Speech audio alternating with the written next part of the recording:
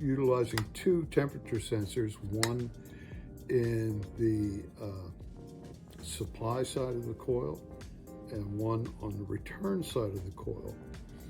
And by managing the delta T, the differential temperature between supply and return side of the coil, I can understand that if I can expand the delta T